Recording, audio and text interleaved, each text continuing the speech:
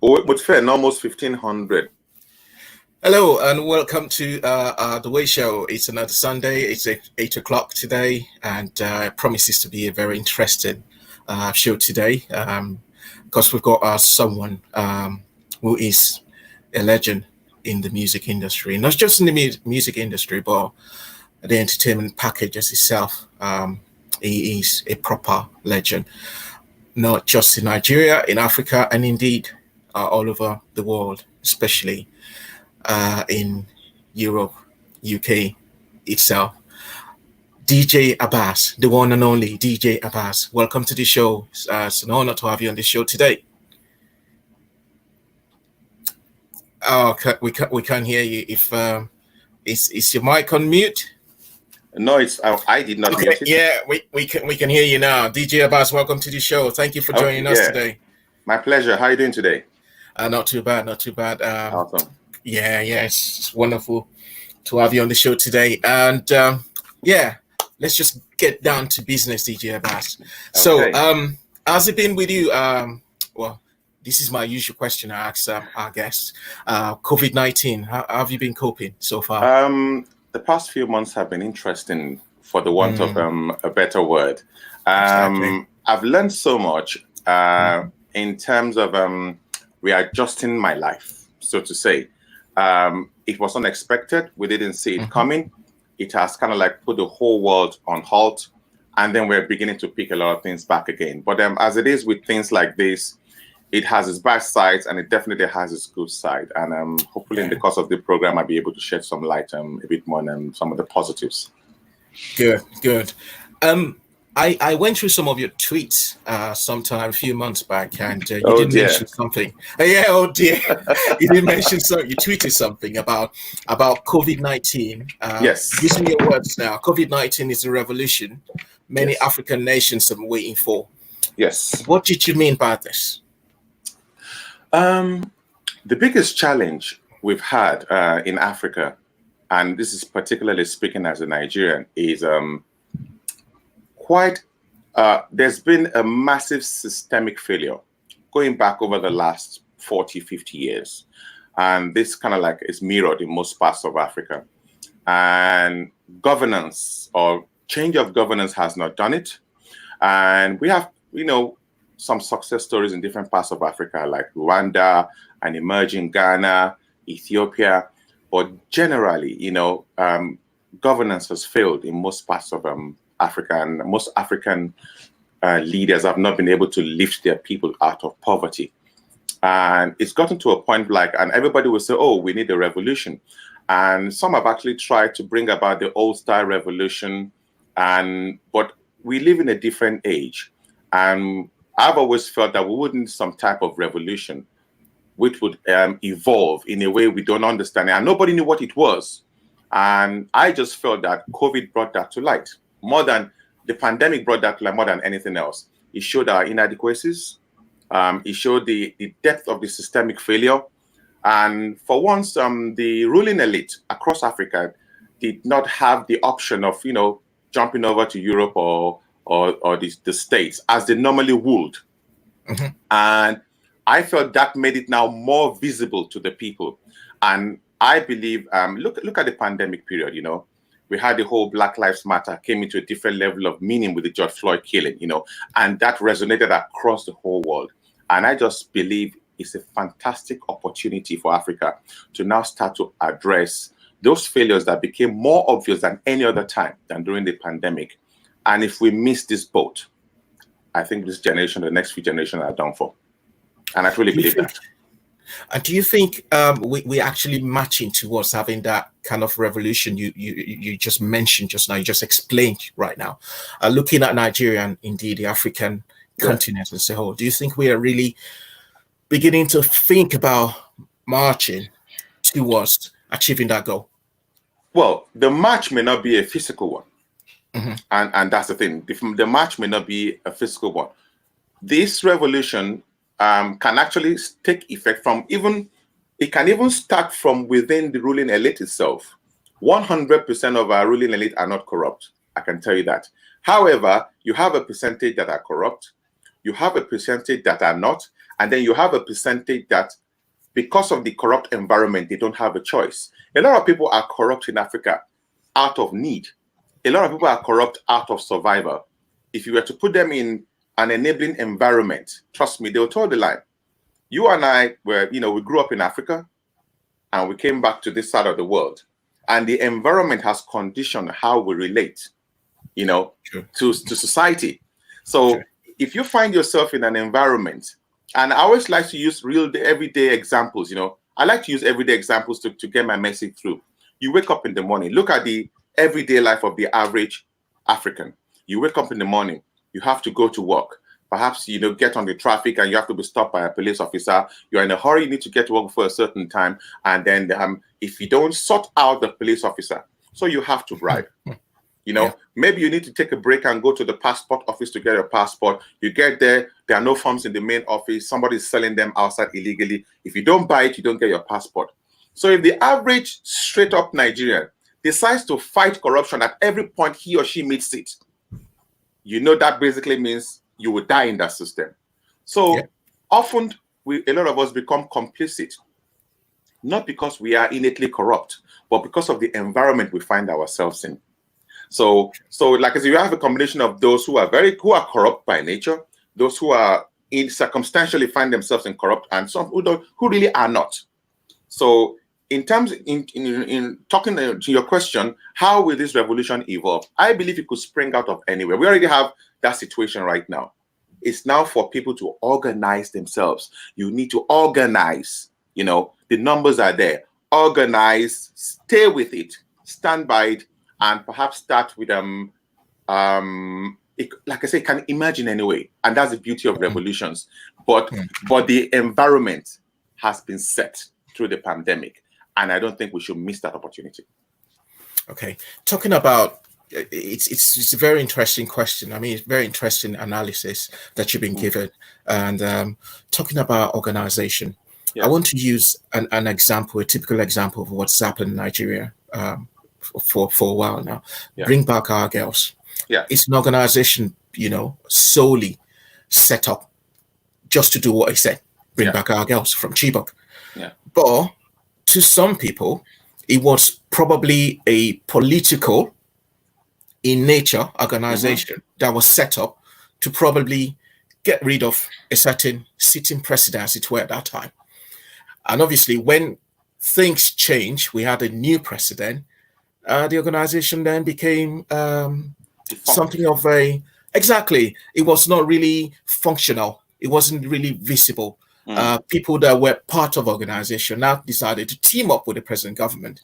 So when we talk about organizing ourselves and not wanting to miss the chance of doing something totally revolutionary, especially in Nigeria, do you see a situation where a body organization can be formed, and again, it gets politicized and it gets to miss its way along the line, especially in Nigeria? Timing is very important in these issues. At times you have the right fervor and you have the right agitation, but the timing is not right. At times you have the timing and you don't have the right people. With the Chibok girls, without due respect, did it achieve its purpose? No, it did not, because it was not just meant for it was created to bring back the Chibok girls. But ask yourself the questions: how many Nigerians subsequently have been kidnapped by Boko Haram after the Chibok girls? The Chibok girls were the poster girls. Thousands after have been kidnapped. Thousands have died. The Chibok girls served this purpose, drew international attention to those particular set of girls, but many other students were kidnapped right after that. Some are still in detention as we speak right now. So at the time, it was perfect for political reasons, like you rightly alluded to during the Goodluck Jonathan administration. A lot of people play politics in Africa with very, very serious issues, So, and the vibe you hear right now is COVID-19. The COVID-19 is the new corrupt thing everybody needs to feed off right now, Exactly. So, but see, that still happens because the entire system is corrupt. It's a systemic thing. And like the current president came on the mantra of fighting corruption. And I think what he has realized is corruption is a whole lot deeper than he thought. And a Buhari in 1984 is very different to a Buhari that came in 2015. He's a lot older. He's in a democratic system of government right now. So there are there has to be some level of due process. Things have changed, and the type of corruption we have in Nigeria is a very different type of corruption, and it needs to be addressed differently. So with the whole, in terms of you saying using the Chibok girls as an example to form a body to fight corruption, at times we don't know how these things will emerge. If you look at the 1917 revolution in Russia, Lenin and Trotsky and all these guys started the revolution, in fact, and they had to disappear. It took a unique event to happen for Lenin to run back to Moscow. Russia, yeah. And at times these things, you can't plan it. So it could be timing, but I think the timing is ripe right now. We're just waiting for the spark. There has to be a spark of some sort. And like I said, it's not going to be the type of revolution. I don't believe it's going to be the type of revolution we've always known, or where people are going to be killed. No. It's going to be a different one, where social media perhaps is going to play a massive role. Well, today's topic is actually music and entertainment. But I decided to pick your brains. Drag me into politics first. Yeah, exactly, because I follow you on social media, and I know you're very political. I mean, you comment on topical things, which is really very good, because quite a lot of people, Nigerian celebrity, especially in the entertainment music industry, don't dare do that. Obviously, just because they don't want to be on the wrong side of whatever government is in power, and totally I salute you for that. So let's go back into why you're here in music. Sure. One of the other things I saw you do online, especially in social media, is the virtual. Is it virtual music or virtual DJing? You've been virtual party. Virtual parties. Yeah, Thank you. The inner caucus. Yeah. Yeah, exactly.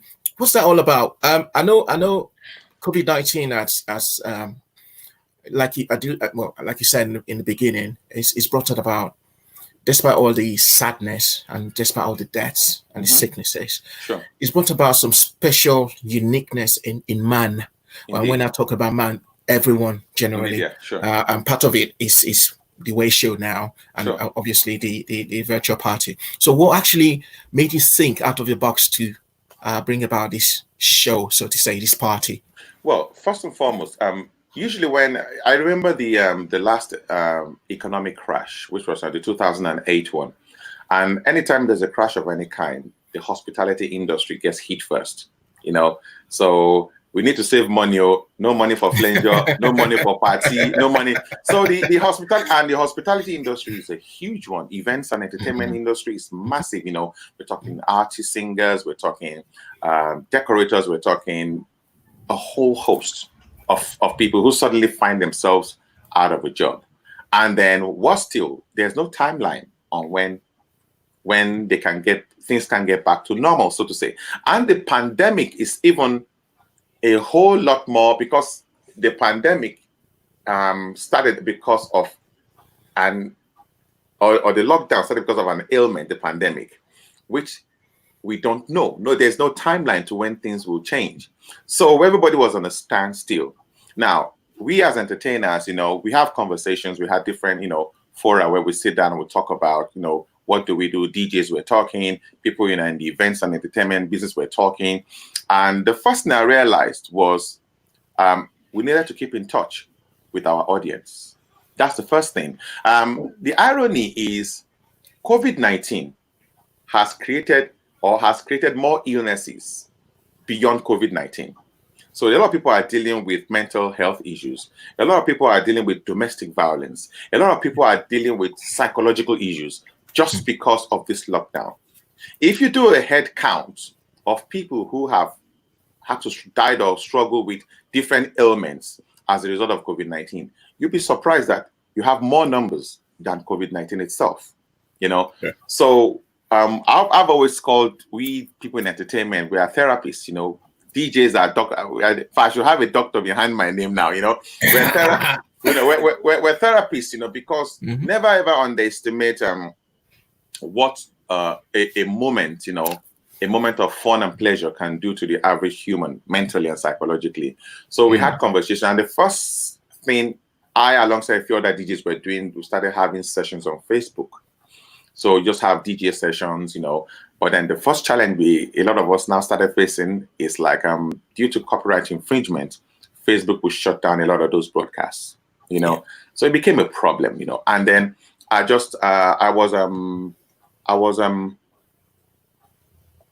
there's this program where an event I'm a part of called Tower Chill Out, and it's a lady Ayoshonoiki who organizes this quarterly event. And she now decided, okay, let's bring it over to Zoom. And on April 15th, she decided to have a virtual edition. And that was my first edition on Zoom. And I thought, wow, this thing can work. We had about 100 people, which is a very solid number, for a Zoom event. Had about 100 people, and everybody kind of like, related. And I thought, okay, you know what? Perhaps I should just start a Friday. I've always thought I was going to do something on Zoom anyway. I didn't know what it was going to be. So I thought, okay, let's see if we can get people together on Zoom, and tag the DJs Inner Caucus. I've always had that name in here, but I didn't know what I was going to apply it to. I thought, okay, let's have the DJs Inner Caucus. And we had the first edition. First edition, we had about 200 plus people. And I'm like, wow, and we've been shaping the event week by week, adding stuff, tweaking stuff. But and we got almost 300 just this Friday gone, And what do? We play music, people get the opportunity to chat. It's basically like going clubbing. The only difference is you're doing it from the comfort of your home, And people, those 3 hours now, and we get a lot of, how do we get, a few of the events have been sponsored, and we also have a tips and donation box that people have been very, very kind, donating whatever they can just to keep the program going. And now it's like, and we get a lot of testimonials from people week after week. Everybody say, oh, thank you so much, this made my day. I was rushing home from work just to make sure I called you. I look forward to it every Friday. So that's something great that has come out of the pandemic. Because the truth is, before the lockdown, I would never have thought of hosting an event on Zoom, particularly a party event, so to say. It would never have been an option. So for me, that's one thing positive that's come out of the lockdown. It's brilliant. So, in the past, you used to have intro with DJ Abass. Yes, the music program. Yeah. And obviously, you co-produced with Ayoshonoiki. Indeed. It was brilliant program. You had quite a lot of big stars coming and all that. Indeed. Are you going to use the virtual party? Is it going to be more like a launching pad into getting back into intro with DJ Abass after COVID? Well, intro as a brand has done its job. At the time, it was the first program. We started off in April of 2003, and it was the first program ever in, to my knowledge, in Europe and in the diaspora to focus particularly on African music on a mainstream platform in Europe, Sky. It was the first show. When we wanted to start intro, the plan was just to do a music program. Let's do it in America. But very, very quickly before the first edition, we realized that, look, let the Americans do their thing. Let's zone in on Nigerians. So we're going to kick off on a Wednesday. Thankfully, guess who was in town? Charlie Boy. We invited him. Uncle Charlie graced us with his presence. We had the first show, and it was like magic. First show, boom, and we realized we were just talking specifically about African music. Picture this, at the time, there was no other TV platform in the UK. We were on Ben TV.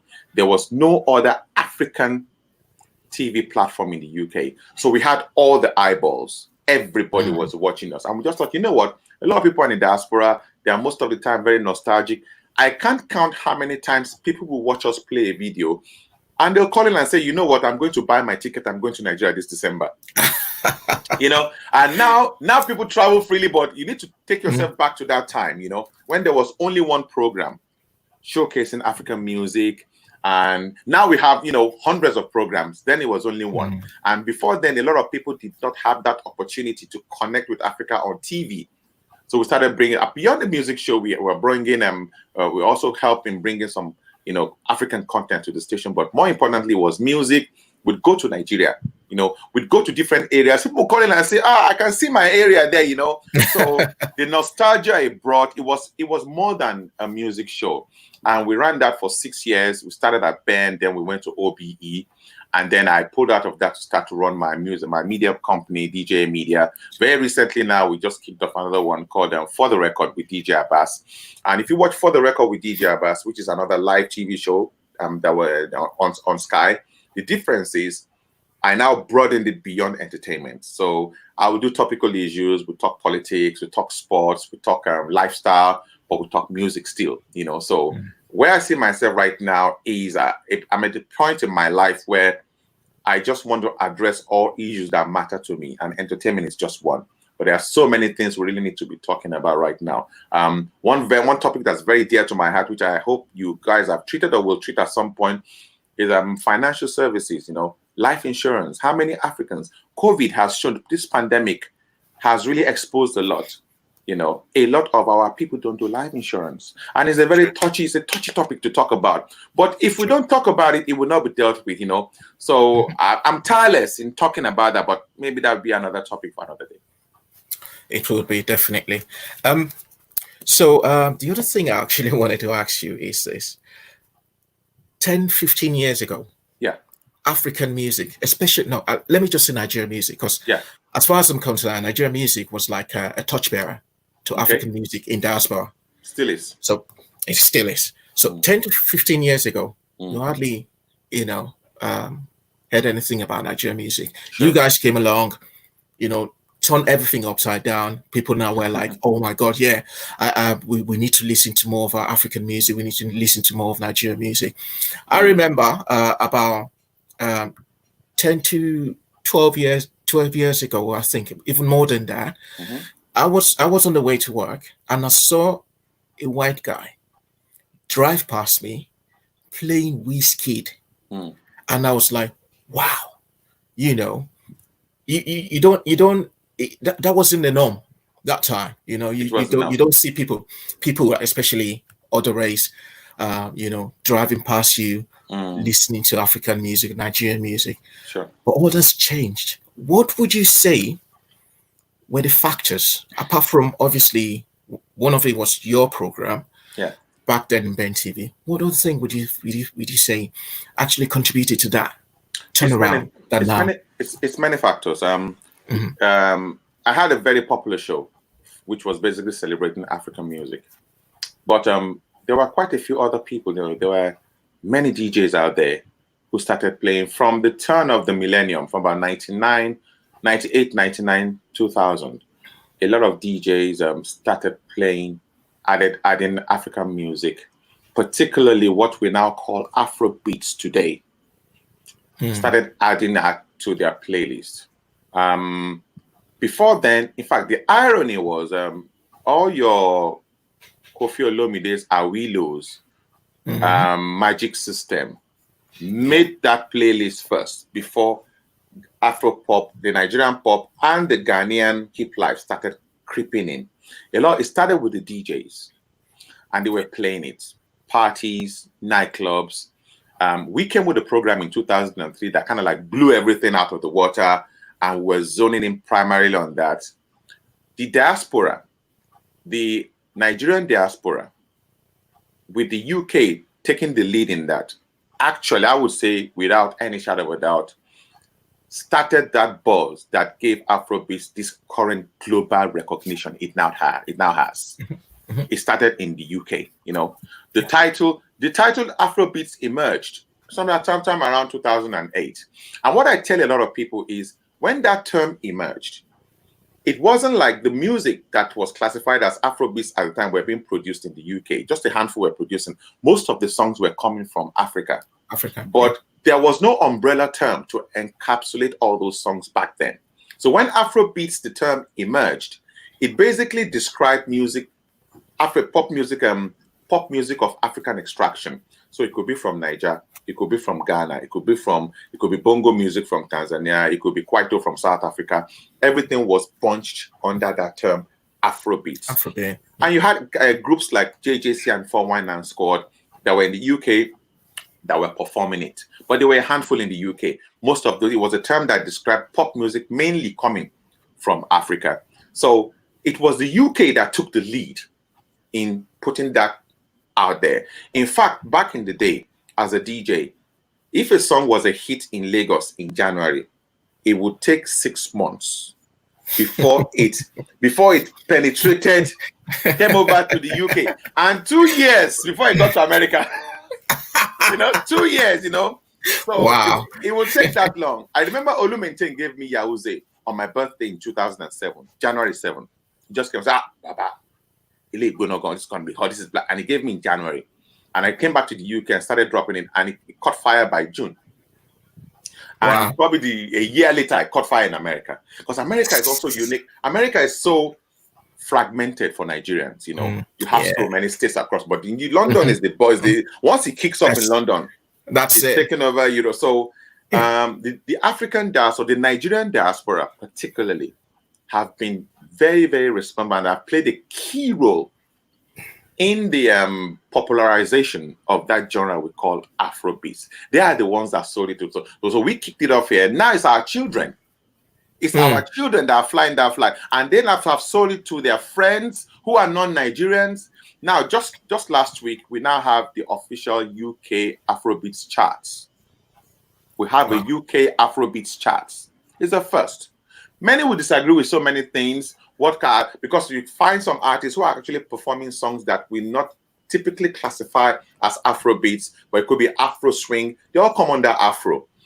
As time goes on, when the genre is huge enough, those things will break. But for now, let's have it. We need to have the business side of things going on as well. So just like the name Afrobeats is also controversial in certain circles. It's Fela is Afrobeats. We have a category, we have something we can plug our music into, and we build it from there. So I remember I walked into Macy's in not in New York, in Atlanta, about 2007 or 8, and they were paying P Square. I almost jumped out of my skin.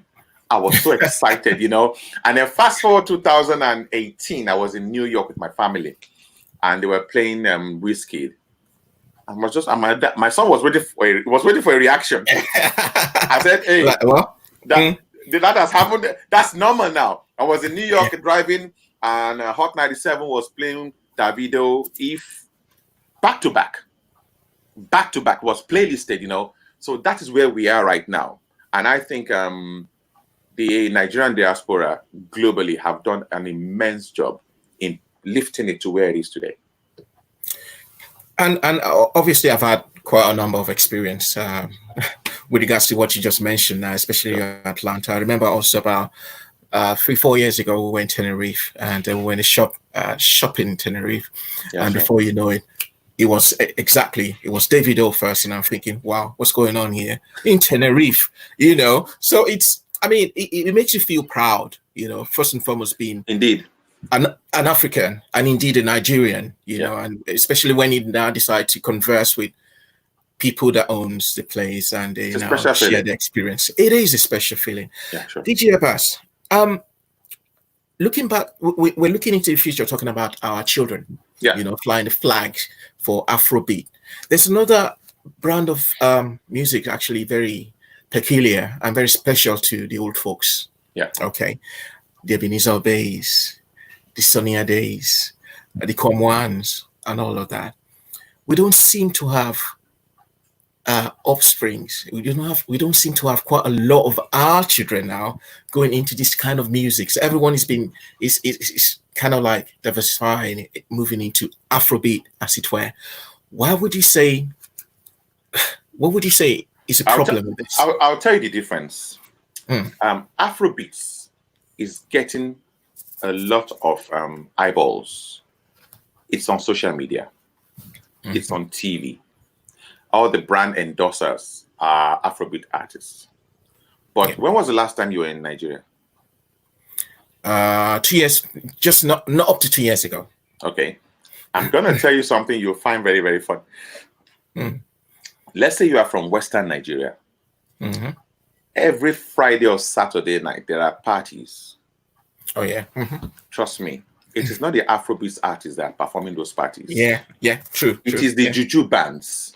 Exactly. It is the Fuji bands. They don't have as much profile as the Afrobeats acts, but trust me, they are there. In fact, they are churning them out pound for pound, just like the Afrobeats acts. And they actually have a better structure. Most of the Afrobeats acts you see are just recording artists. They go in and record, and then they start looking for where to perform. And really, if I was to start with the indigenous bands, they are bands to start with. They are bands. They are out every week, but they don't have as much profile, and that is the difference. They are there. Trust me. Make no mistake about it. Sure. In fact, and then you have a few of them who decide to apply the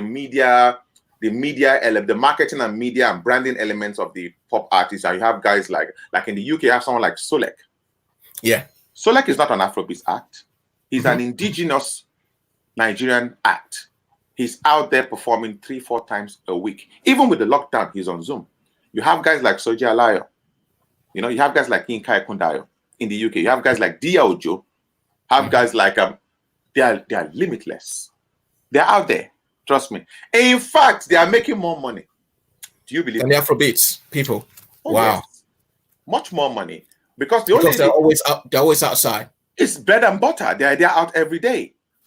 True. They have a band. They go out every day. The frontline Afrobeats artists are the ones everybody. So you see your Tiwa Savage, you see your Whiskey, you see your Davido, you see your Burna Boy, you see your Kiss Daniel, you see all the frontline players. They are less than 0.1% of that industry. Very true. The vast majority don't get gigs. That's just a fact of it. And it's the same statistic anywhere in the world for pop music. Trust me. The frontline players are out there. And another thing with them is they can be seasonal. You don't have a hit, you don't get a gig. Yeah. Trust me. But your Mukaila Liadi, who is doing the Fuji thing, week in, week out, he's out. He's there. Do you get it? You know? So so trust me, they are there. You have so many other yes, some genres are struggling, no doubt. If you look at Juju right now, King Sunny Ade, Ebenezer Obey, Sashina Peters, Dele Taiwo, they were the poster boys across different generations for Juju. So you have from Secret and Barrister down to Chief Colintin and to Kwamwon, Obesere, Mr. Bubble, you know, Yinka Adewale Ayuba. Those are the poster boys for Fuji, but there are so many Fuji artists out there. You know, those are just the frontliners that we see in media. So I don't think, I don't particularly think other genres are suffering. No, they're out there. Everybody's in their space doing their own thing, you know, in their space doing their own thing. Some are getting more noise than others, but yeah, trust me, they're there doing their thing. Yeah, no doubt. Afrobeat in the next 5-10 years, do you see a situation where an Afrobeat person actually wins a proper Grammy? When I say proper Grammy, I mean, you know, will be able to stand in the world stage side by side with rap, hip hop, R&B, and what have you, and get that Grammy home? It's beginning to happen. In fact, Burna Boy was nominated for a Grammy in the world music category at the last one. However, I always say, I don't want our artists targeting a Grammy.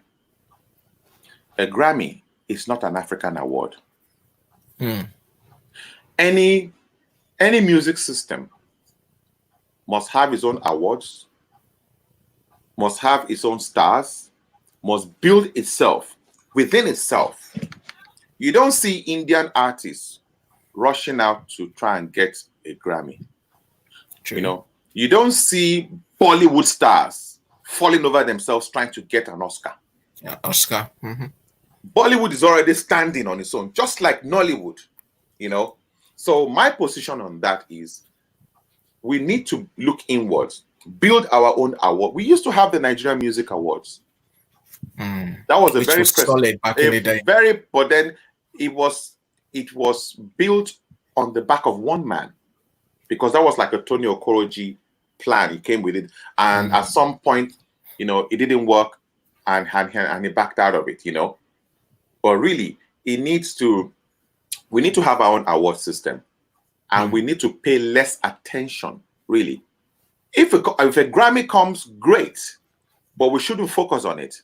There's a lot of politics that goes around that as well. Yeah, ownership is key. We must always retain ownership. And then if we need to partner, yes, it's great. We need to partner with different parts, but we must retain ownership. Trust me. Once you start to make the Grammy the focal point for excellence or for validation, you are putting yourself slowly in trouble. So if it comes, great. So much energy was wasted on Burna Boy. Oh, Burna Boy will get that bring that Grammy home. And then he didn't get it. And then there was a big drop and a big low. I'm like, what's the fuss about? Really? There's only one category, one out of 23.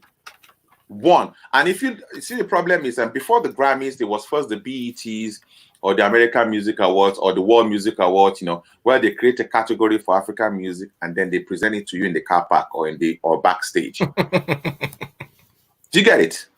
Yeah. That is what they'll do. But if you go to an Afrima Award in Africa and go and look at the pomp and pageantry with which it is organized, celebrating Africa, that is where we should be. And we need to move away from this neo-colonialist mindset of thinking, oh, if it's not from the UK or America, no. Let's go into those markets and, you know, let them see us for what we are. But once you start to chase those awards to validate you, there's a problem. So if it's, be it Oscar Neo or BET or Grammy, yeah, it's great. If you get it, fantastic. But don't put all your eggs in that basket. A lot of these American, all the first set of Afrobeats artists that went to America that signed all kinds of deals. Why did those deals not work? Because once you start to sign deals with some of these international labels, they want to tweak your sound. You forget that we, first and foremost, if you cannot sell that sound to us, you cannot sell anywhere anyway. So you have to, we the consumers, we the African consumers are the ones that will first come. There's a way we have been consuming this thing you are making for us. Yeah. So Davido made that mistake, you know, and he admitted it himself because the side tied a deal. He had to now, they now started to change the winning formula. Whiskey tied that deal and it didn't work for him. Whiskey was quiet for a couple of years. Do you get it? Before he came back. And that's the challenge I have with some of those deals. So have your deal in Africa. You can sign international deals for that international market, but don't play with your home market because it's that home market that will ultimately propel you. So though we have over 15 to 20 million Nigerians in diaspora, trust me, they are still connected to home. They are connected to home. And it is through those connection lines that even the music and the movies travel. So you need to remain relevant. And once you remain relevant there, don't worry, the international will come for you. But it must not be the other way around. It must never be the other way around. So yeah, Grammys, for me, it's not a big deal. Oscars, if they win it, fantastic. Those are big global awards, no doubt. We can't discountenance it, but it should not form the main line of efforts of getting into the global market. No, I don't think so. You have interviewed quite a lot of entertainers, yeah, sure, Nollywood artists, celebrities, as it were. Would you, of all of these people, for you as an interviewer at that time, who would you say was the most interesting person you've interviewed? Who was the most difficult for you? Oh dear. Difficult. I'm putting you on the spot now.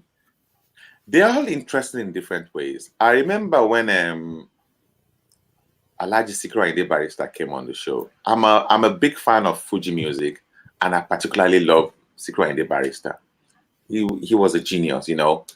It was such, you know, once you get over being starstruck and everything, and then you have to sit down to do the interview, you learn so much. So I particularly enjoyed that. I enjoyed my interview with King Sunny Ade because I had to leave the studio. I had to go to the Royal Festival Hall where he had a show. And I almost didn't get the interview, but I got it, and it was a fantastic 1 hour with him.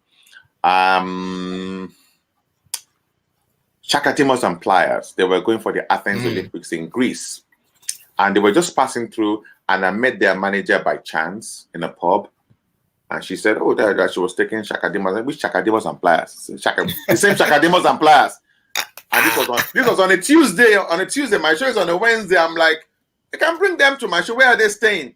Now, remember, our broadcast studios was in Warren Street in central London. Yeah, well, yeah. The hotel they were staying was in Regent's Park, just behind. I said, you know what? My studio is just next door to where you people are staying. He says, okay, you know what? Take my number. Call me tomorrow. First thing I called her in the morning, say, yeah, I've not seen them. I kept calling her till in the evening. And I said, oh, yeah, the boys are here. So now what would be the trouble? Maybe it's movement. Don't worry, I'll take care of that. So I went down there, got a cab, and we got there. They were with some girls. They were having a great time. She's like, they don't want to leave. I said, please, just do this for me. And she got them, and we brought them to the studio. Chakadimos and Pliers. That was another awesome one. Our very first interview with Charlie Boy. I think Charlie Boy is an enigma. That man is 70. Yeah. That's what I want to be like Charlie Boy when I grow up. Trust me, I want to be like Charlie Boy. Charlie Boy is an awesome guy, you know, and he has a lot of stories, you know. So many interviews, you know, so many interviews. I had a great time with Davido. We had a great sit down. He had a lot to talk about, you know. He's a very young guy with a matured brain, you know. So the thing is, in Davido's head, I think a part of him still plays the young guy, but then there's a part of him that's very screwed on, that still knows how to manage. Davido has a huge team around him, and he manages them quite well, you know. And even in between that, now he's a husband, he's a dad, you know. And to manage these things at the level of fame they are, you know, it's not the easiest in the world. And it's also being somebody from quite a wealthy family as well. It makes many people will struggle to, you know, to juggle that, but he juggles it quite fine. I think it's way ahead of his, you know, of his years. So yeah, that was another interesting one for me, but quite a lot over the years. So many. Good. You have an outfit called DJ Media, and you're into obviously music, Nollywood, media marketing. Yeah. Media marketing, including sports. Yeah, sure, as well. Yeah. Because you've done a couple of stuff for a Nigerian Football Federation. In fact, so what more than a couple, quite a lot actually. Yeah. Well, what actually made you? You don't see quite a lot of people your type. When I say your type now, DJs, thinking out of the box. You know, thinking, you know what, this is music I know, but I can diversify. I can do many other stuff. What made you at that point in time when a media started? What made you decide to say, all right, let me just go into this stuff and see how it is, test this waters. And so far, it's been amazing. So far, I mean, for us, the beauty of what I do is I have many interests. Sports is one of my many interests. I remember between 1983 and 1985, I used to pretty much live inside the sports hall of the National Stadium. The indoor sports hall of the National Stadium. All your Peter Konyegwachi, Oliver O'Rourke, Bartholomew Oluoma, Joe Lasisi, Jeremiah Okorodu. Those are guys I used to look up to, man. Trust me, I used to be in the indoor sports hall doing boxing and weightlifting as far back as 83. So sports has always been my thing. Movies, you know, Nollywood. I'm a huge fan of Nollywood. Now, one thing I realized very quickly is like, when you build numbers and you have numbers behind you, you just realize that as you go ahead in your career, you can apply those numbers to 1,000,001 things. So I do club events where people come attend. I manage comedy events, same audience, you know, and everybody will pick what they like. So I might have more men coming to the football matches and promoting and getting the word out for the Nigeria games, or it could be the stage plays. You know, from Waka the musical to Saro the musical. Some people say, no, I don't want to do football. Let me go and watch a play. So if you look at what we do, we pretty much do everything. Why do we do everything? Because our audience, the huge numbers of audience we have, we can apply each and every one of those things to every one of them. Everybody will just pick what they want. Oftentimes, why don't they work? Because people don't get the information. That is it. I remember when I had my very, very first big stage event, stage play, which was Waka the musical, Bolanle Austin Peters' Waka the musical in the UK. And when she told me that, she had booked the Shaw Theatre, I was thinking of a 200 capacity theatre. She just come and say, guess what, Abass? We booked the Shaw Theatre, you know, Shaw Theatre, and then we are having 10 nights. And I quickly Googled Shaw Theatre. Shaw Theatre is 456 capacity. I'm like, 456 capacity, 10 nights, and the Saturdays were double. I'm like, whoa, where we go find this crowd? Because before then, I had not done a big play. So I could not picture where this audience would come from. I'm like, how are we going to make this? But then and I thought, okay, the best way to do it, if normally it would take me 4 weeks to promote a comedy show, we have to spend more time to promote this one. And I promoted that for 3 months, 12 weeks, every day putting something out. By the time they opened tickets, I'll go on the ticket, people were buying. We sold out 10 nights, 456 persons per night. It was unbelievable. So what that told me was like, the audience is there. You just need to know how to reach out to them. So in summing up what you asked, DJ Media basically, our core audience is Nigerian and African, you know, and we make no apologies about that, you know. If you want to reach the Nigerian audience in the UK and beyond, come to us. We know where they are across all age groups, you know. And I believe that the Nigerian audience, many would estimate that we are anything between 500,000 to 1.5 million in this country, between green, red, passport, and others. We are between 1.5 million. So the audience is there. And lovers of Nigerians, which we can't even calculate, you know, those who go to Nigerian events. So hence DJ Media basically exists. Just get that word out for anything you want to do, targeting that audience. Just come to us. The audience is there. Nollywood. It's another thing that is actually one of our passions. Yeah, one of your passions, Nollywood. Yeah. What's your take on Nollywood so far? I mean, it's everyone keeps saying it's a multi-billion-dollar industry. Do you think we've actually scratched, you know, that yes, see, that ticket? We're getting there. At all. We're getting there. Any product you sell, at times it's only as good as the environment from which it emerges. You look at the music, if you move closer to that music industry you talked about, you know, the Afrobeats genre is getting a lot of mention, a lot. What you don't know is the workings of Afrobeats in Nigeria. You know, how structured is the environment? So you see a lot of them just try and get a song out and then try and make some money from performing only. That's the vast majority. Not many actually are on the streaming platforms right now compared to what the industry has to offer. So there's some money coming in from streaming platforms right now. But right now, the collection, the only collection society that was existing before now has been proscribed, COSON. So there's a lot of money hanging somewhere right now from radio stations that those boys should be earning. They are not earning. We're talking COVID right now, you know, and that is a systemic failure. That's a systemic failure. So the structure is not yet in place. And same thing with Nollywood. Where Nollywood and Afrobeats find itself today is from the hard grafting of the players. But the environment, the business environment, is still not right yet. So the good thing is, without this structure still, Nollywood and Afrobeats has broken to the world. Without that, what do we do in the UK?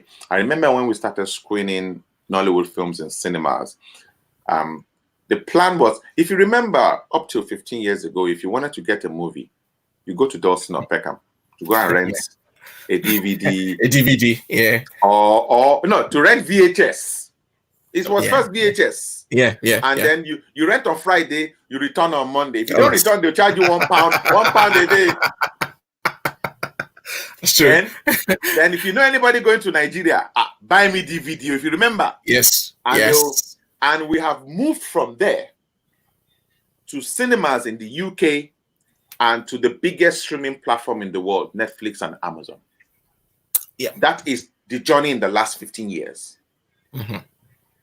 So kudos. There's no two ways about it. You know, when we started doing cinema screenings for Nollywood films in the UK, what became clear, we just thought, you know what, and this was in partnership with Odeon Cinema, and I have to give a solid mention to guys like Ken Mparo, Moses Babatokbe, who is like one of the co-owners of Film One and Film House in Nigeria. They all used to be at Odeon, Ken Mparo, Ken Okwosa, and oh Christ, the whole team, Saha, Tenase. And what became clear, what we did was just, okay, let's bring in the audience, but we need to have events. It's not enough to just tell them to come and watch film. No. Let's glam it up. Let's have a red carpet. Let's make some noise. And that was what started selling. When we started doing that, all the producers in Nigeria wanted to come and do London.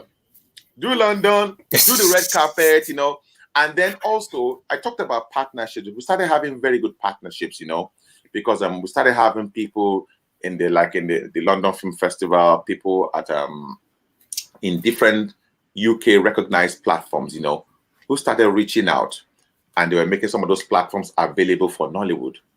So those partnerships worked because they realized that, look, this Nollywood thing, second largest film industry in the world for volume, you can't discount it, and they wanted a part of it. So fast forward all of that, now we now have Netflix. In fact, I remember when the first Nigerian film started getting on Netflix, it was like, today, right now, if you go on Netflix and type in Nollywood, you get lost. Yes. You will get lost. In fact, now there's Nigeria Netflix. So there's a Netflix for Nigeria where you can actually have some films on Netflix Nigeria that are not on the global platform. They actually have to go to Africa and set up, So yes, it's moving up. Maybe not at the pace we want in terms of the business side of things, but what is clear is right now is the industry is breaking up. And just like in Hollywood, as you have A films and B films and C films, you can see that in Nigeria right now. So you still have your Onitsha, Iweka Road stuff working, but then you also have your stuff for the cinemas as well. And everybody has an audience. Everybody has an audience, if you know what I mean. So the industry is building. Can it get better? Yes, it can get better. It's still all down to just having the enabling environment, Like even if you have Netflix in Nigeria, look at you and I now, we are maybe we are even hundreds of miles apart from each other in the UK as we speak right now, but we are having a hitch-free conversation on YouTube. Would this have been possible in Nigeria? Even if it's possible, at what cost? How accessible and affordable is internet services in Nigeria? Right now, if not for the internet, Europe and America would have collapsed during this pandemic, and that's the struggle in Nigeria is going through right now. Over 30% of staff are working from home. How many can do that in Nigeria? Do you get it? Even if we have Netflix Nigeria, how many people can? By the time they say on average, people pay between 13 and 17,000 for monthly subscription. By the time you watch 4 or 5 Netflix films, your credit don't burn finish. Abby. So it needs to be accessible. It needs to be affordable. I can imagine if any administration just came in and said, you know what? For the next 4 years, we just want to make sure internet around the whole nation was one of the things we're going to work on. But then before you can have internet, you have to take care of the perennial problem of electricity. So you see where the problem. So if all of this is available, how more functional do you think the musicians will be? Or the music, the filmmakers? It's all about having the enabling environment. That is the difference between a South African artist and a Nigerian artist. A South African artist can achieve more quick. If there was good internet, half the physical traffic on the roads will cut down. If there was good internet, accessible to all and affordable, half the traffic you see on the road. Most people travel from mainland to island just to sign a document. True. Something they can do online. So a good internet, good availability of good internet services would work so well for so many, not just even films or music entertainment, So you see where the systemic problem is. And that is where the challenge is. So all those things must tie up for us to get the best out of it.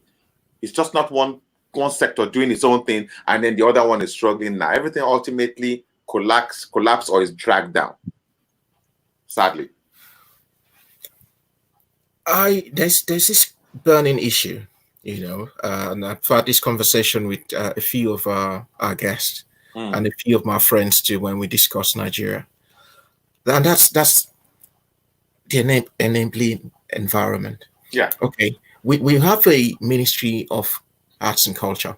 Yeah. Which obviously fuses into information and what have you. And every state in Nigeria also got this ministry. Would you say you're satisfied with how the government handles arts, culture, entertainment in Nigeria? I know, aside the government, just like you said, the grafting of entertainers, of musicians, of artists has actually brought more credit to Nigeria than the government. Indeed. So would you say you're satisfied with the way things are going, especially with arts and culture? No. In Nigeria now? No, I'm not. And that's not because, you see, because first and foremost, I've always said that the state governments are the most important arm of government. They are between the federal and the local governments. A state is like a mini nation in itself. Nigeria is a very big and complex nation. And with politics, the center would always struggle at times, depending on which political leaning they have to get the word around. But see, the states are so powerful. And a good state governor would actually make a good mark. And I think we need to be looking in that direction. If you look at Lagos State, depending on whoever is on seat, some governors have flair for the arts. Ambode was a great one.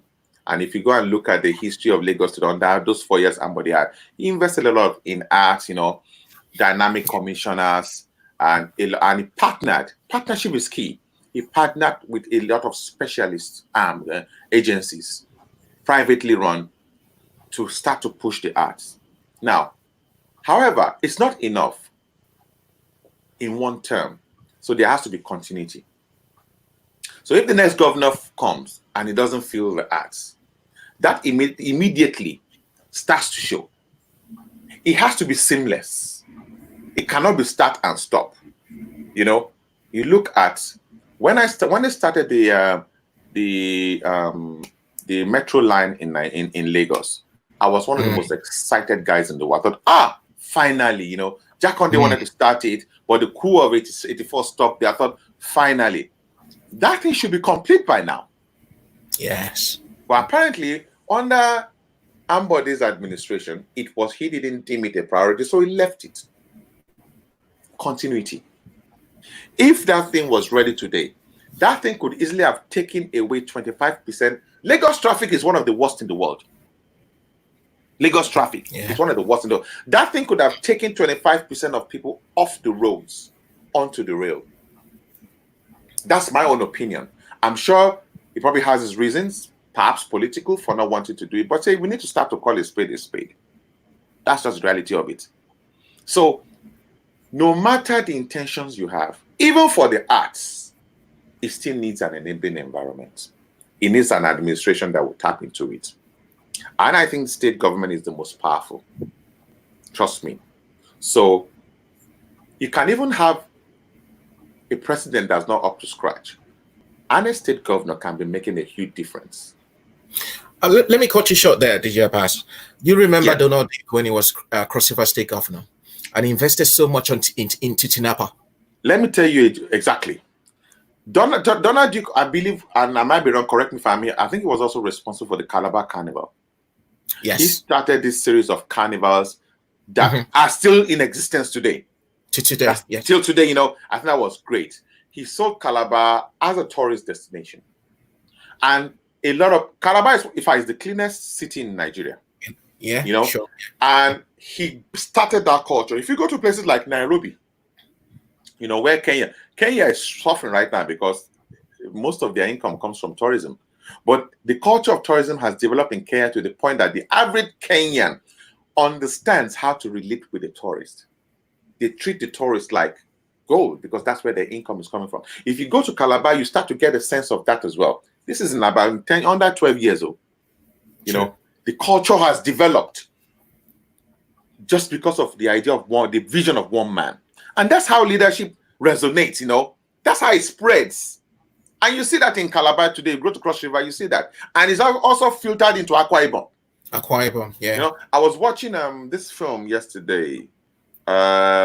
This new Jim Ike's film. Oh God, what's it called again? Where he's a colonel, a retired colonel, that took his wife to exactly. No, that film. Ibo Motel and Resort. That film was a market. Was from that film more than anything else marketed Akwa Ibom. That resort and Akwa Ibom. No, yes. It's Akwa Ibom. So see, that I had that come. I was sitting there with my wife. I said, you see, I said this film look similar to what what's it called? The sequel to Wedding Party 2. That was a sequel to Wedding Party. That was bankrolled by Dubai Tourism. Did you know that? Nope. It was all in Dubai. There was a reason for it. It wasn't by error. That because they realized that the Nigerian market is key for them, and they invested in a top Nigerian brand, and they got the benefits for Dubai. You see Arsenal Football Club playing. You see Visit Rwanda. Visit Rwanda, yeah. That was like a $30 million deal, and people who did not have vision were screaming, waste of money. See, but do you know how many eyeballs every weekend we're seeing Visit Rwanda? The subliminal effect in the mind. And already, if you mention Rwanda today, you can only hear good things about Rwanda. Sure. Yeah. So you need people that understand and see these things in governance, and they will not play politics with it. You know. So the Rwandan example, I think, is a brilliant one to follow. Albeit they say Rwanda is a small nation, it's only 11 million people. But see, picture Rwanda just as a state in Nigeria. That's how I look at it. Just see it as a state in Nigeria. So we've already talked about Cross River. We've talked about Akwa Ibom. We've talked about Lagos. I like the new guy in Borno, Ayade. I like Zulum. Ayade is the guy in Cross River. Cross River, you know. Yeah. And 3 months ago, I remember he was the one who was hammering on face mask. He was hammering that everybody, once you wear face mask, will be fine. Today, they are number 35 on the list. Number 35 on the list of people who have COVID with only 29. 29 in the entire state. Just like you said, those are visionary people. Those are the people we need to be zooming in. Those are the ones that will create that enabling environment that we need. And systems and structures that would outlive them, because it's more than just having a strong man. You need to have the structure in place so that when he goes, the structure will be taking care of everything. That is what we feed off in this country, my brother. That's true. That's true. Go to Arsenal. So let's talk about Arsenal now. Yes, sir. So how's it been for you being an Arsenal fan this season? I mean, you had to do away with Emery. Now you've got Arteta in. People are saying Kroenke out. And Kroenke, please give Arteta the money. What's going on with Arsenal? To be an Arsenal fan, don't even talk about this season, right? To be an Arsenal fan, I just spoke with my doctor yesterday morning. So Arsenal will do that to you, you know. Well, it's a fantastic club, you know. A lot of people joined Arsenal. I remember when Kanu played for us. That is still one of Nigeria's greatest footballers ever. Yeah. And he had a very well-publicized heart problem. And when everybody thought Kanu was done with football, he joined Arsenal and perhaps had his best years ever playing as a professional footballer, playing in the Premiership. And on the back of that, millions of Nigerians, you know, started following Arsenal. And Arsenal have a style, they have a flair. Why do Nigerians resonate with Arsenal? It's more the style. You know, we play football, the type of football we play in Nigeria, you know, it's the Brazilian way, you know. And if you're a Nigerian, you would, a lot of Nigerians see that in Arsenal, you know. And our golden era was in just after the millennium, between 2002 and 2004, when we did the double-double. But beyond that, you know, I remember Arsene Wenger, the legendary Arsene Wenger, as well, stuck to that style, brought a few players through. We built our stadium, struggled a lot during that period, and in that period, the face of the game changed. All the big money players for all your Arab, all your what do you call them, your your Russian oligarchs and your Oligarchs. Arab billionaires came in with money, and it was very difficult to compete. That's just a fact. And Conkier is a hard-nosed businessman, and that's the difference between a Sheikh Mansour and a Russian oligarch and a Conkier. For them, their clubs are just like toys for them. Put $1 billion there, let's see what happens. Conkier is not like that. He's a businessman. The investment must pay. So maybe we need our own billionaire, and we actually have one. We have an oligarch now. But you see, the danger of that is they can disturb the structure, because you see, over the last couple of years now, someone like Abramovich has been having problem with Chelsea, and he's been having problem with the system. He actually lives in Israel right now. Yeah. Yeah, he doesn't live in the UK. He lives in Israel. So perhaps he feels, hey, my need of having a club in Britain is over now. So guys, go deal with it. So what Mike Emenalo did for Chelsea. Let me just cut you again. Yeah. I was going to come to that question. Yeah. To say to you, I read again on one of your Instagram posts. Yes. You saying Mike Emenalo should have a statue built for himself right in Stamford Bridge. Yes. Why would you think about stuff like that? Because you need to first know, and he had an interview just very recently where he categorically stated that he deliberately understated himself as a black person. Because if he had not done that in the 10 years he was at Chelsea, he would have been outed. By the time he started coming on air, he was the one that announced the sacking of Mourinho. They never got on. The first sacking of Mourinho, he announced it. But at that stage, he had built himself to a point where he could get away with that. And he had a great relationship with Abramovich. But the rank and file didn't like him. But did many people know that that whole academy that Chelsea has today, that is now churning out stars for them, was built by Emenalo? Yeah. He built it, but he never got recognition for that. In the media, he didn't. Even in sporting circles, he did not. All that just started coming out with time. He bought most of those players. De Bruyne, he brought De Bruyne to this league. They refused to. He bought them, and then they wouldn't keep him. And today, Abramovich always says, I lost that. I want to apologize to him. So really, pound for pound, if you look at the success that has come Chelsea's way, unfortunately, the manager gets a lot of that light. But the manager is most of the time always as good as the players as well. Trust me. And that was Emenalo. So really, if they're going to erect statues outside Stamford Bridge, the first one should be Mike Emenalo, I believe. Maybe we should start we should organize signatures for that. And let the Chelsea fans go. Let your Nigerian Chelsea fans go and do that. I'm not going to do that for them. Let them go and do that. DJ Abass, it's been wonderful talking to you today. It's a pleasure. Before I let you go, are we going to see pretty soon a DJ Khalid style single or record from DJ Abass and all the superstars of Nigerian music? Maybe not. That has never been the thing is, a lot of DJs have their entry points. Like you rightly alluded to. When people describe DJ Abass, they'll tell you, DJ Abass does quite a few things, or he does different things. Just like you have DJs as well that kind of like also cut, you have DJ producers who actually produce music and cut songs like Khalid. So I believe everybody has their slant. And I've discovered my slant, Already I've done a few cameos in some sitcoms,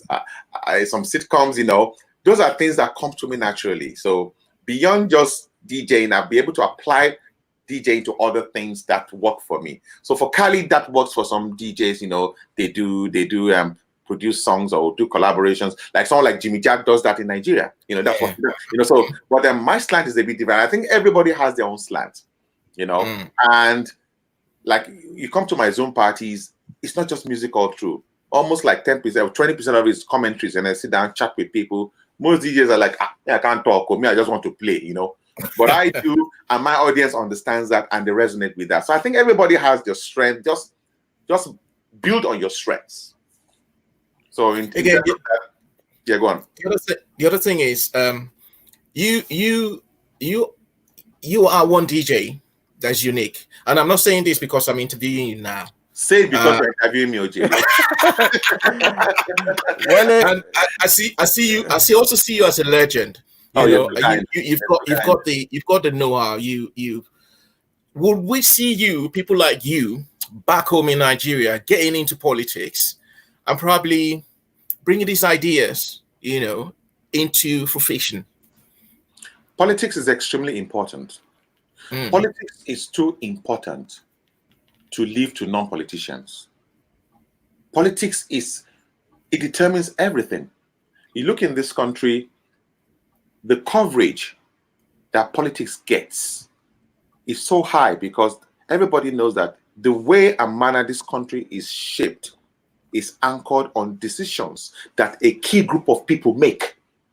So the first thing they make sure is those key group of people, the public and the media, are always questioning them, because it is important that you have the very best people in those positions.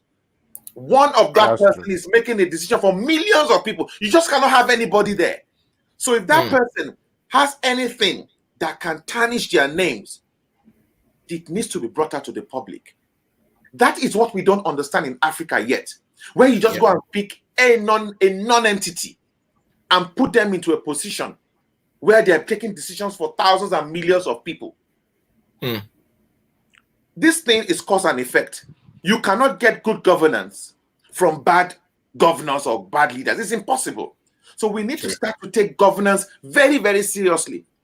Trust me. And you see a lot of Nigerians, they always wonder that, why are they making so much? What did he do? They said, okay, he's an assistant to the minister, and he went that way, and he suddenly, why should he resign? No, that is what they call responsibility.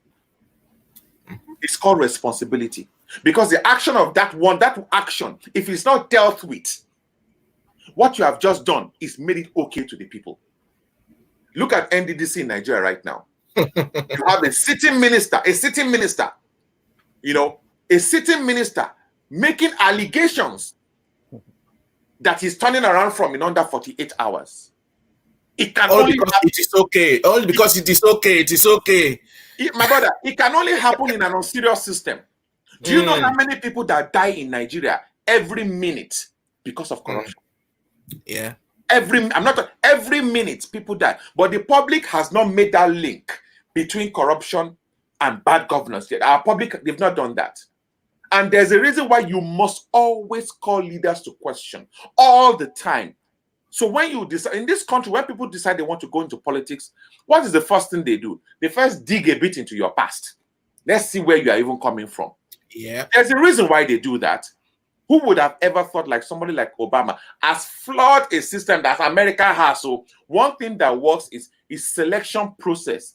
Only a working selection process will bring a black man to the fore in America. It was not by error. Those who knew him from the beginning knew he had something special. And by merit, he emerged. By merit. Do you know how long it takes to build a system like that? So we are so far off. We don't even get it in Nigeria yet. Most people, DJ, if I may ask, they're going, yeah. Do you think that's due to the fact that the best of us has moved out of the country to the USA, UK, Canada? Not only that, the best of us are scared of politics. The Nigerian diaspora. No, the best of us. Let me start. Don't even let me start from the top. Let's start from local government. Say you go back to Nigeria and you are living in Shomolu, and your people just come and say, Mr. Mao, come and become local government chairman. You've asked yourself, what is a selective process to pick the best candidate for that job? That is where you start.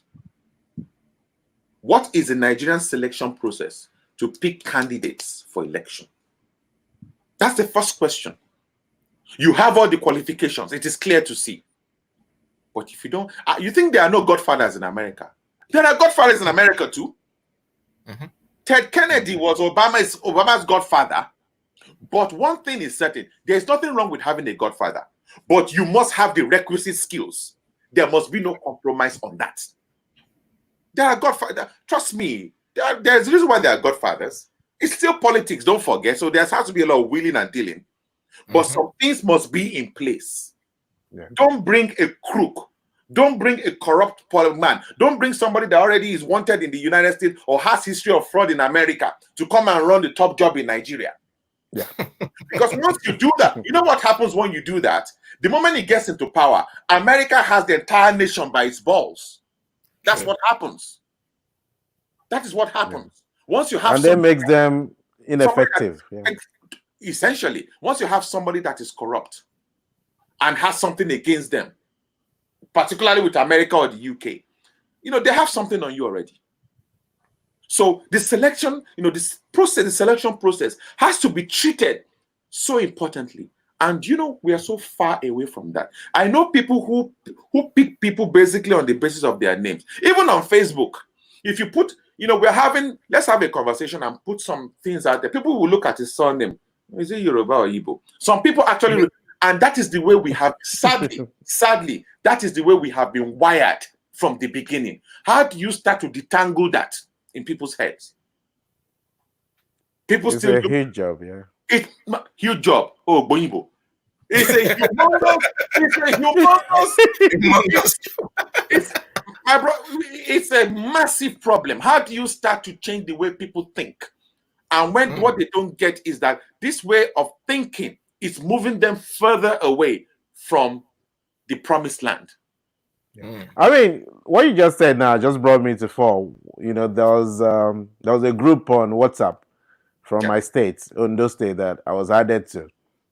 And most of the people in that group are directors of sports, commissioners, in Ondo State in the group, right?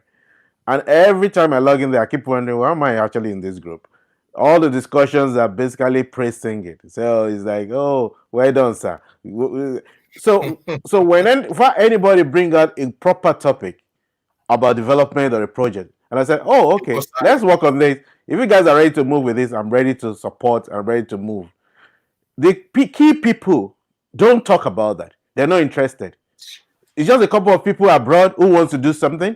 But the people who were supposed to champion this, the people at home on the ground, who could champion this, allow us to contribute to the fundraising and actually have something tangible to show, are not interested.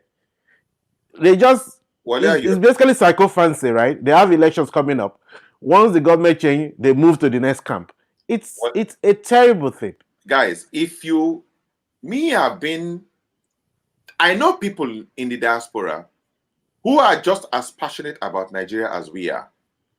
And, you start to approach your late 40s and your 50s, a part of you is like, maybe it's time I should be leaning more towards home, and they've lived in the diaspora for 20, 30 years. They've gotten to the pinnacle. Do you know where Nigerians are in this country?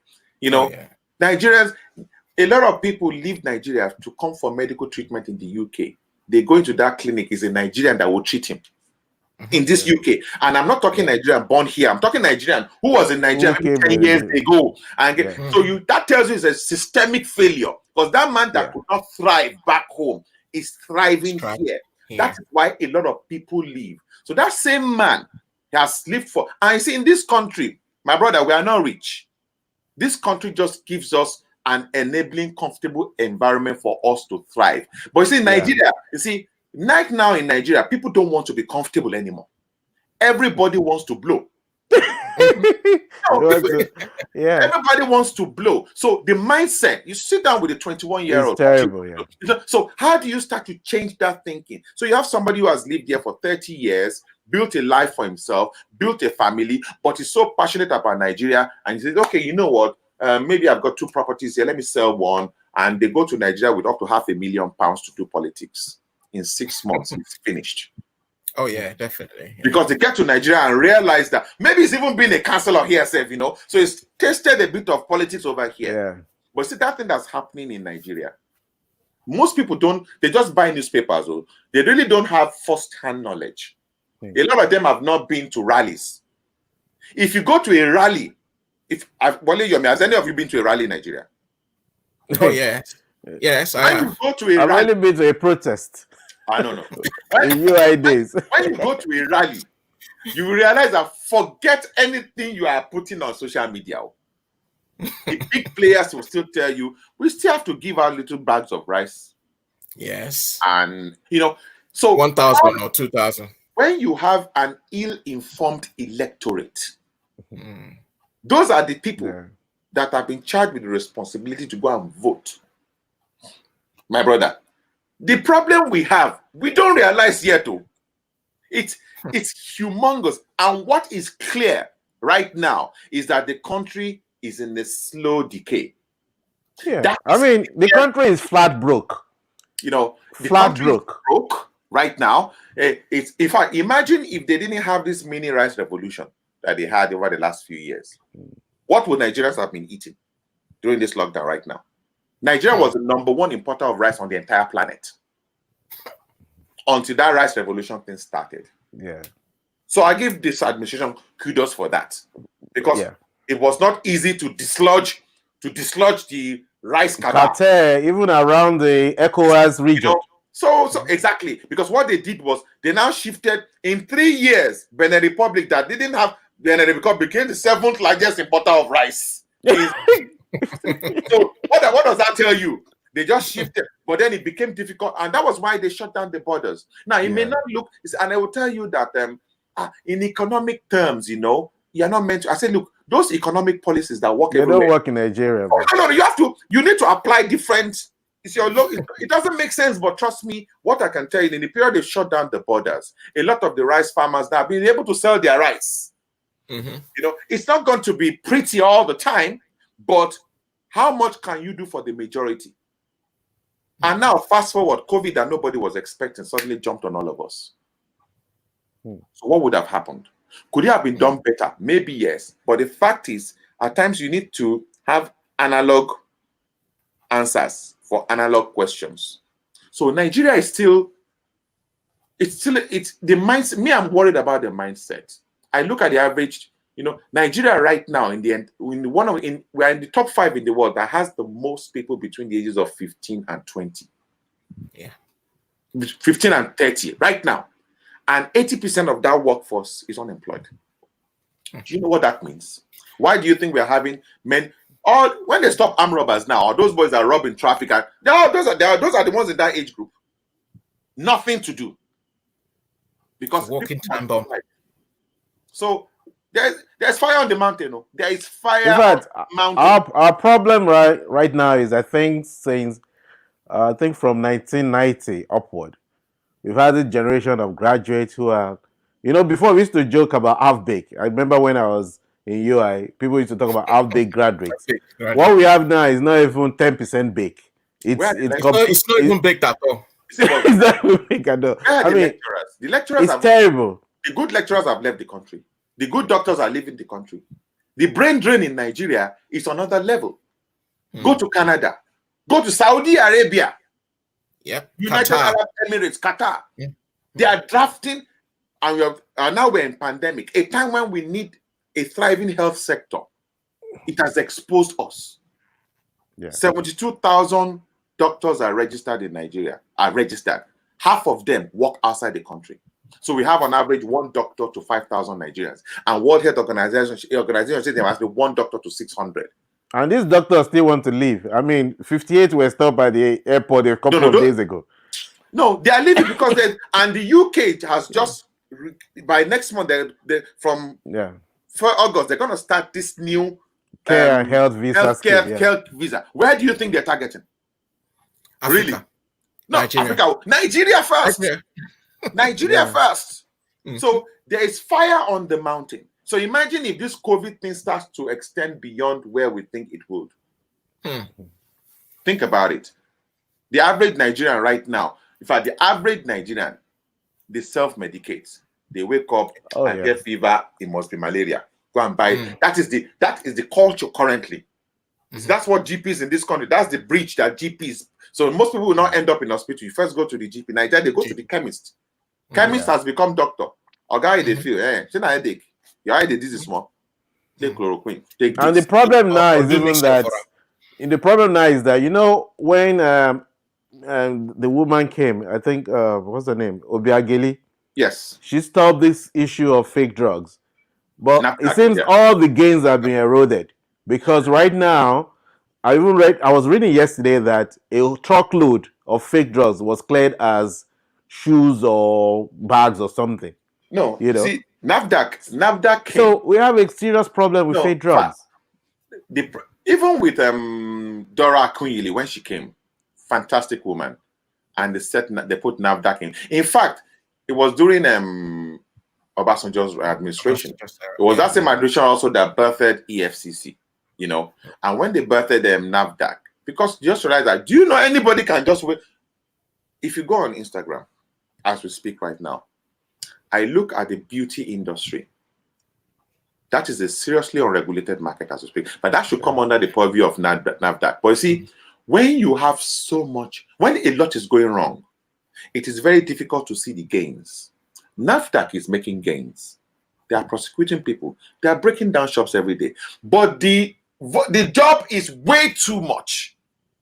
And any bad story that is reported in the press is amplified. But I know NAFDAC, I know they still go down to shut down shops. I know they still do stuff. But the fact remains that even the population is not still. You see, people wake up. There are people, all these people that do this skin on Instagram right now.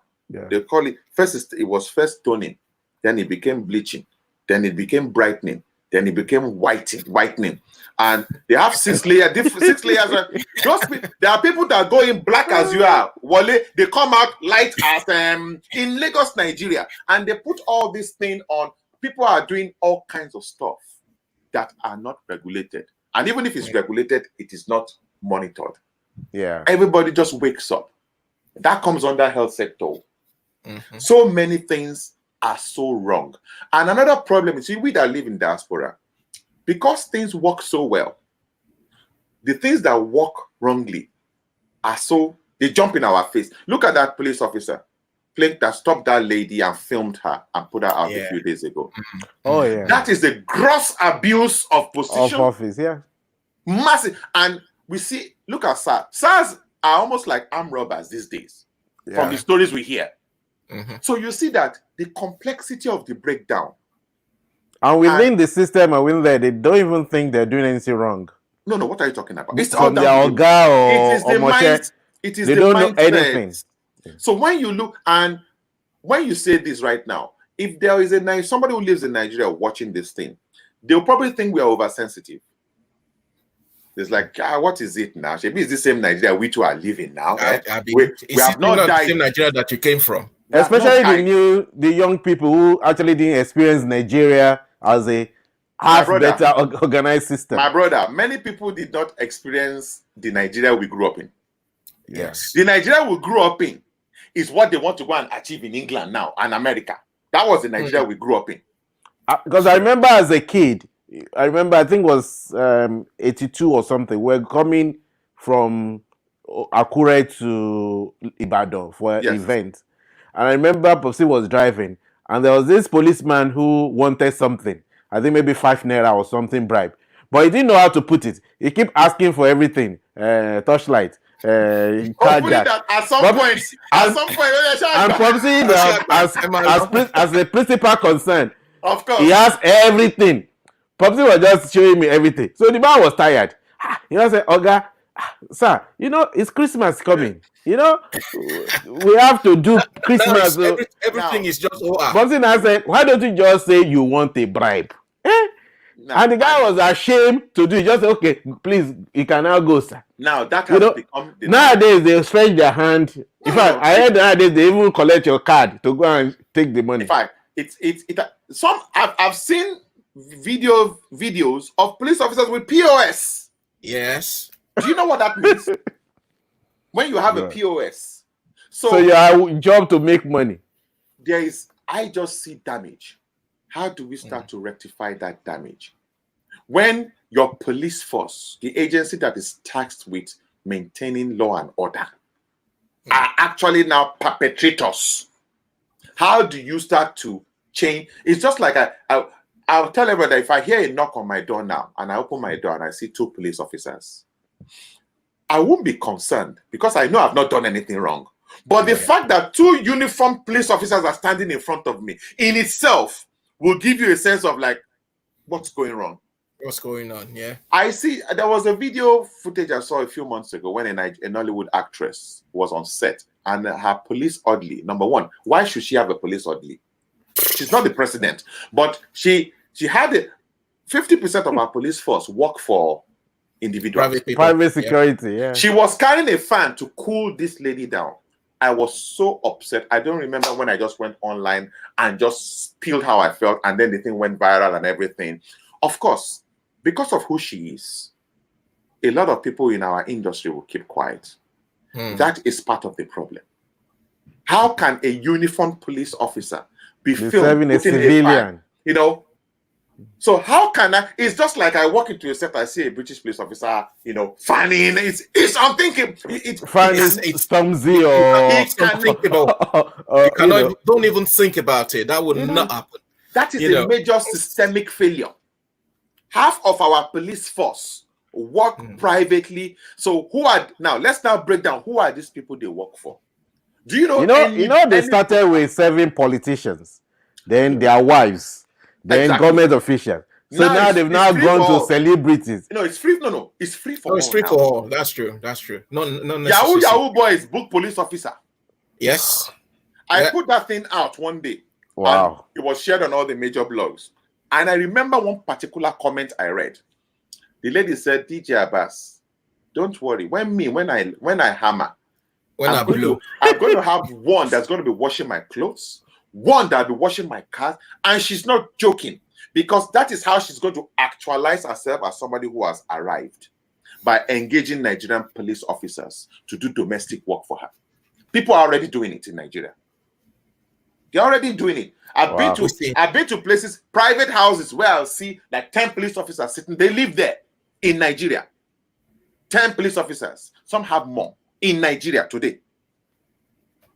And then you wonder why there's the space of kidnappings, robberies, and all. And every time I bring this thing up and somebody posts on a platform, you see, I always say, to measure the intelligence of the youth population of any nation, just visit the comment section of their most popular blogs. Yeah.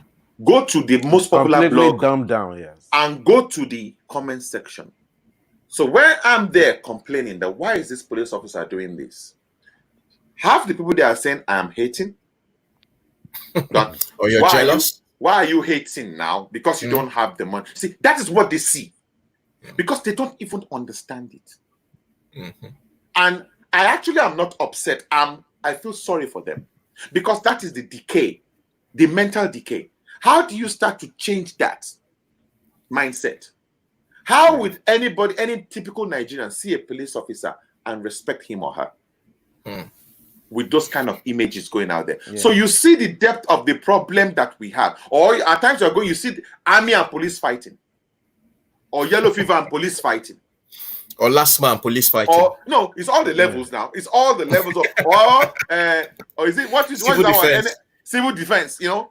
And that's why I find it funny that instead of fixing the decay and the systemic problem, we're creating more units. So they have one called NCDC now that now carry weapons. They have one called, so we're just creating more paramilitary groups rather than just retraining the police that we have. What do you want to say about SARS? Do you know how many young people have died at the hands of SARS in Nigeria? There was a time up to very recently, if they see any young person with a laptop, if you are seen with a laptop, the assumption is you're into Yahoo. And they were arresting and extorting money from so many young people. You know, just because you have a laptop. So when they create a new law, people always say, careful with that law. Maybe this is what the police will start to use against us. So that is how the police, do you know in Nigeria right now, do you know the 2 jobs you cannot do? 2 jobs you cannot do in Nigeria. You cannot be an electricity company official or a firefighter. If you are, do you know what they do to electricity company officials these days? They go there to execute their jobs. A lot of them are beaten up. Or you are a firefighter, you get to the scene of a house that has just burned down. Maybe you were stuck in traffic. Maybe they didn't have water or foam, and then you get there, people attack them. That is what happens right now. Because that is the perception. But look at the traffic. So if you look at the cycle of it, I always say if there was electricity and internet is working, 50% of the people in traffic would not be, they wouldn't have a need to go out. Sure. That will ease. So, but once you take care of that, that starts to feel it's a cycle. And once one loop in that cycle is bent, there's a problem. And now you look at the Nigerian cycle, everything is so we have, and we don't. When I say there's fire on the mountain, and nobody seems to be on the run. Shout out to Asha. That is where we are. A lot is wrong. Those who are in it don't see it because they say we are alarmists. Yeah. And the pandemic has shown that we are not alarmists. In fact, we are very, very real. Nigeria is broke. So I mean, in fact, Nigeria right now is what one of my friends put it nice way. He said is bottle post. So we're living on debt, and we're wearing Gucci, and and the outward it seems everything is okay, but the fundamentals are completely flawed. We have nothing. How much is the naira to the pound right now? I think in black market it should be about 550, isn't it? 500 naira. It's 570. Wow. 550. 570. Right now, 2014 it was 240. 240. And right now, the cost of the Nigerian economy for 2020 was calculated at a projected earning of $59 per barrel of oil. Right now, I think it's about 29 or 30.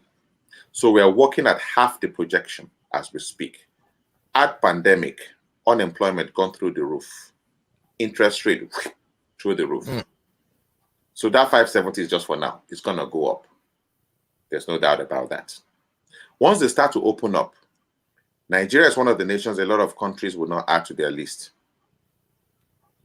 as it is. Because trust me, forget all that figure NCDC is bringing up. We all know that's not the figure. Trust me, we know that. So the next 1 year, and see when there is economic strife,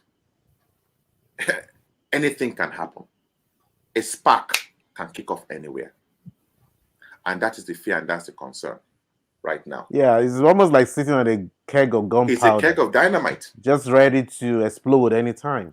It's a keg of dynamite. So I just see, shout out to the diaspora. The Nigerian diaspora still do their bit for Nigeria.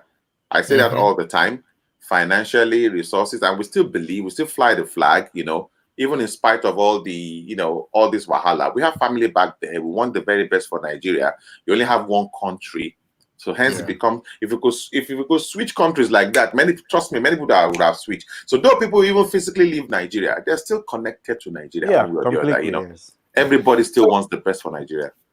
So guys, the truth is, if Nigeria is settled, everybody, what's the point? Even if you are given the slight opportunity to thrive, a lot of people will move back to Nigeria. Well, Yomi and DJ Abass, thank you so much. Today we actually wanted to discuss music and entertainment, and as some of our viewers are already saying, you guys have deviated from music and entertainment. What can we do? Can you imagine? It's the way Nigeria is, Wale. If there's no good, stable economy, you won't have music and entertainment. Just for you guys watching, just for your information, I mean, there's no way you can separate music, entertainment, and politics. There's no way. You can't, and you can't also differentiate or separate music, entertainment, and economy. Because they all work hand in hand. I mean, Nigeria as a country is so much dependent on oil. One day this oil is going to run out. All right, so we've got a thriving Nollywood. We've got thriving music industry. We've got thriving tourism industry that's not been tapped yet. That could bring quite a lot of money, to the country. Dubai today, everyone is running to Dubai because of what they have. But then Dubai is not actually really depending on the oil. They're depending on the tourism. 17% of their incomes from 17% or less today now is coming from oil. They've gone into tech, real estate, exactly. Finance. Dubai is the new Swiss. Dubai is the new Switzerland. Yep. Shout out to Watch Poppy. Can you imagine? To everybody watching, just bear that in mind. I know today we said we're just going to talk about music and entertainment, but there's no way you can, especially to people that are actually very passionate about where we come from. Indeed. Yeah. DJ Abass is, myself, I am, Yomi. There's no way we can say, there's no way you can take the Nigerianness out of us. We love our country. It's our fatherland.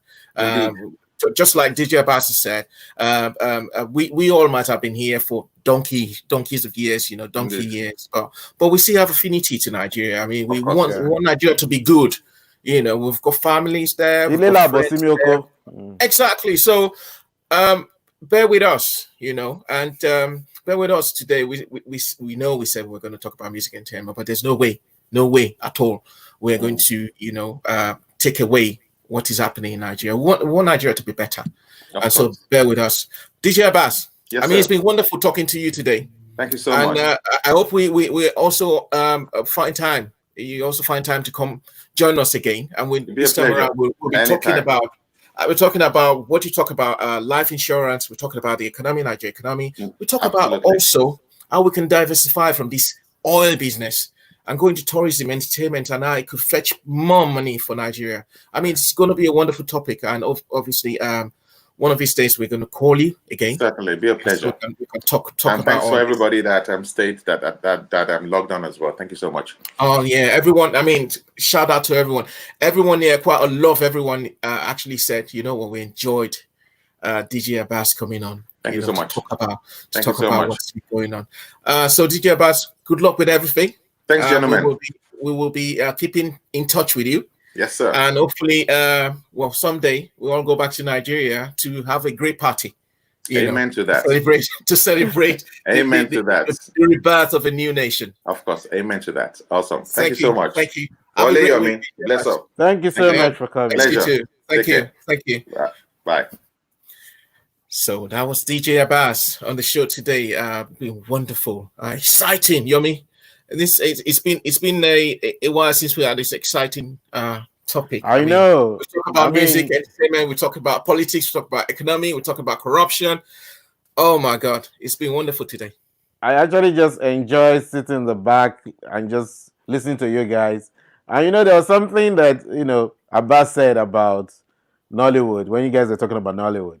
It was quite funny because when I was in Sheffield, I used to be the Mr. Nollywood, so to speak, because every time I go to Nigeria, I used to pack the tapes and bring it.